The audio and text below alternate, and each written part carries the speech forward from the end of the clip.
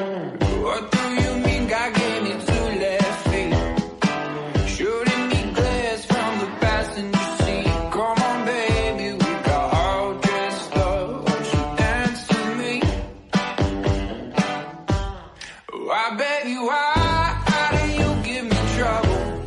Trying to hide is not to be seen. But I know you mean well, step on my feet. Come and dance with me. Well, come on, try to have a good time.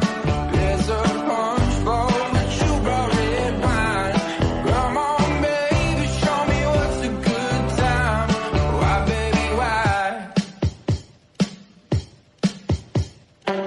Why must you play me like I play the guitar? She made me jump into the reservoir and go run until we fade to black, like the movies do. I like to party!